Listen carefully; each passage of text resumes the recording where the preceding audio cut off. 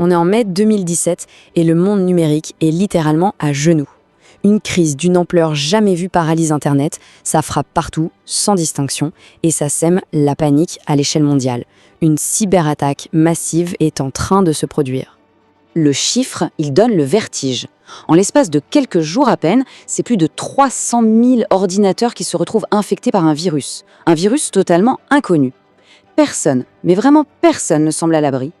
Et la propagation était fulgurante, touchant plus de 150 pays. On parle d'entreprises géantes comme le groupe Renault, qui a dû stopper net la production dans ses usines, mais aussi de services essentiels, comme des hôpitaux, et bien sûr les ordinateurs de millions de particuliers. Bref, c'était le chaos, un chaos total et planétaire. Alors, c'était quoi l'arme du crime?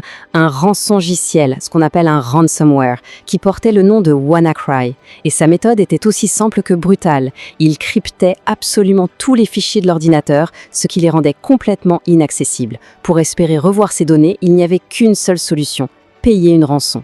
Et bien sûr, en crypto-monnaie. Et alors que le monde entier retient son souffle, un sauveur, disons assez improbable, va sortir de l'ombre. Sa mission? Mettre fin à cette attaque qui semblait inarrêtable.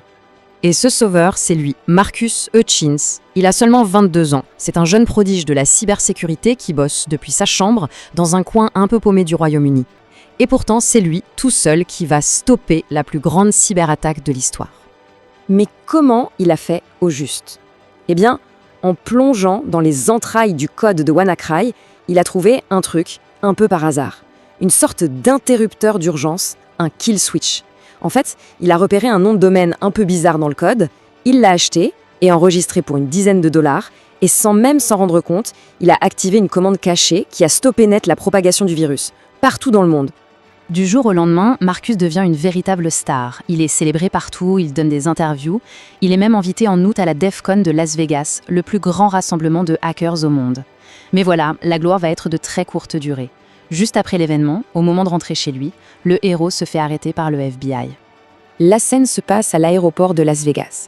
Marcus attend son vol tranquillement quand des agents s'approchent, le menottent et l'emmènent dans une salle d'interrogatoire. Sur le coup, il ne comprend absolument pas ce qui lui arrive. Marcus, il est persuadé qu'on veut l'interroger sur WannaCry, sur son exploit. Mais pas du tout. Les agents du FBI ne lui posent aucune question là-dessus. Eux, ils sont là pour un nom, qui résonne de façon très, très douloureuse dans sa tête. Chronos. Et à cet instant précis, il comprend. Il comprend que son passé vient de le rattraper. La question est sur toutes les lèvres. Comment est-ce possible? Le type qui vient de sauver le monde numérique se retrouve traité comme un criminel.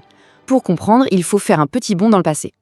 L'histoire de Marcus, en fait, elle ne commence pas avec WannaCry. Non, elle commence bien plus tôt, pendant son adolescence, une période qui a forgé son destin d'une manière totalement inattendue. Et là, c'est une descente rapide, très rapide. À 13 ans, il pirate le contrôle parental que sa mère avait installé. À 14 ans, il passe son temps sur des forums de hacking et il code ses premiers petits virus. À 15 ans, il se vante de contrôler un réseau de 8000 ordinateurs zombies. Et à 16 ans, il franchit la ligne rouge, il commence à créer des logiciels malveillants pour de l'argent. Cette double vie de jeune hacker, à la fois brillant et complètement imprudent, va l'amener à créer le logiciel qui causera sa chute. C'est une illustration parfaite de la frontière parfois très mince entre la curiosité et la criminalité dans le monde du numérique. Chronos, un malware bancaire, un virus conçu pour voler des identifiants et piller de l'argent directement sur les comptes des victimes. Sauf que Marcus, il ne l'a pas créé de son plein gré. Il était pris au piège. Et ce piège, il a pris la forme de 2 personnes. D'abord, un type surnommé Vinny, qui le fait chanter en menaçant de le dénoncer au FBI. Il le force à créer une version bien plus agressive de son malware, qui deviendra Chronos. Et puis, il y a Randy, qui se fait passer pour un ami. Un jour, Marcus perd 5 000 $ que Randy lui avait confiés. Pour le rembourser, il lui donne une copie de Chronos, et il lui avoue que c'est lui le créateur. C'est l'erreur fatale.